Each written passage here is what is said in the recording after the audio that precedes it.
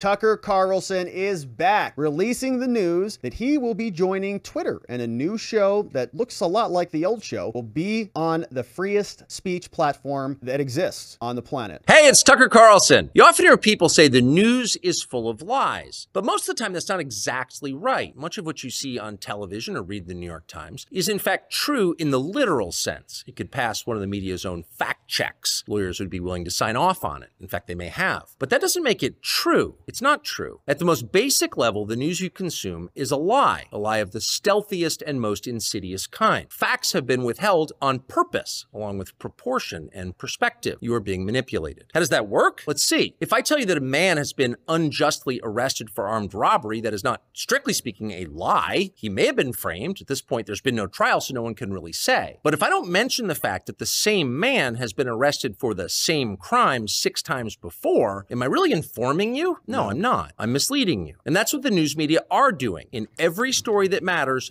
every day of the week, every week of the year. What's it like to work in a system like that? After more than 30 years in the middle of it, we could tell you stories. The best you can hope for in the news business at this point is the freedom to tell the fullest truth that you can. But there are always limits. And you know that if you bump up against those limits often enough, you will be fired for it. That's not a guess, it's guaranteed. Every person who works in English language media understands that. The rule of what you can't say defines everything. It's filthy, really, and it's utterly corrupting. You can't have a free society if people aren't allowed to say what they think is true. Speech is the fundamental prerequisite for democracy. That's why it's enshrined in the first of our constitutional amendments. Amazingly, as of tonight, there aren't many platforms left that allow free speech. The last big one remaining in the world, the only one, is Twitter, where we are now. Twitter has long served as the place where our national conversation incubates and develops. Twitter is not a partisan site. Everybody's allowed here, and we think that's a good thing. And yet, for the most part, the news that you see analyzed on Twitter comes from media organizations that are themselves thinly disguised propaganda outlets. You see it on cable news, you talk about it on Twitter. The result may feel like a debate, but actually the gatekeepers are still in charge. We think that's a bad system. We know exactly how it works, and we're sick of it. Starting soon, we'll be bringing a new version of the show we've been doing for the last 6.5 years to Twitter. We'll be bringing some other things too, which we'll tell you about. But for now, we're just grateful to be here. Free speech is the main right that you have. Without it, you have no others.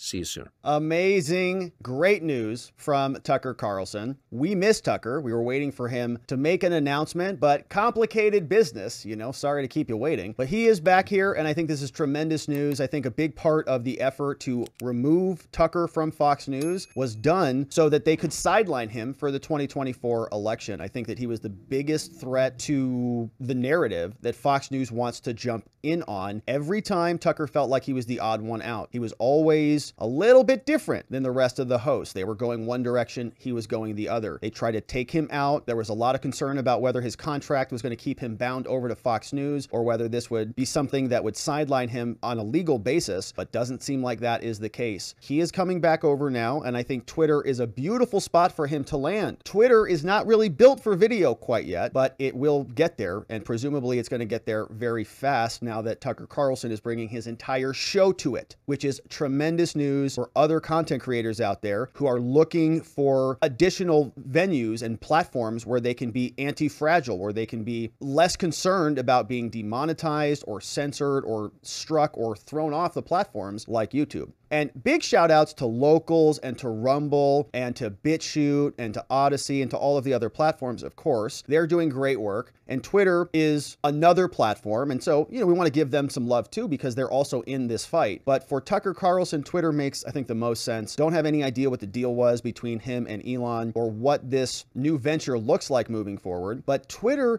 is the oil for a lot of the news. And I know the mainstream news media would hate to admit that, and they would never want to acknowledge it, but they go there to get their news. They go there to share their news. Without Twitter, where is the New York Times going to go get a new audience? Where are they going to be posting? All the news junkies are there. And now Tucker Carlson is going to be anchored in on it, driving a new technology on the platform, which will be video, building on the biggest free speech platform that's out there. And all of the nefariousness we've been able to root out, or we hope we've been able to root out through transparency and through sunlight when we combed through the Twitter files and got to see how infected it was with federal agents and government bureaucracy. Now that the field has been cleaned up, Tucker Carlson can come in there. There will be a new energy to the platform. There will be a ton of eyeballs, and it will be a pillar that is not subject to the same attacks that all of the other platforms suffered back in 2020. We saw Facebook, we saw Google, we saw Twitter, we saw them all throw Donald Trump off after January 6th. We saw the misinformation labels everywhere we looked, and now there is a counterbalance against all of the other platforms. And Tucker is landing here, and we are excited to see it. So if you're not already on Twitter, now's a good time to hop on there so that you can follow this show, follow Tucker Carlson, follow us over there, and start hopping in, jumping into the Twitter threads, because this will be a new great platform with a lot of eyeballs and a lot of excitement, and I think a lot of energy that will be very useful into this next election. And I'm grateful that Tucker is coming back, that we're going to be able to hear from him, because he has been somebody at the forefront of a lot of these issues, catching a lot of arrows for smaller individuals out there who are also trying to join in on the cause. And so we're glad to see him back. We'll be watching. I'm sure you will too.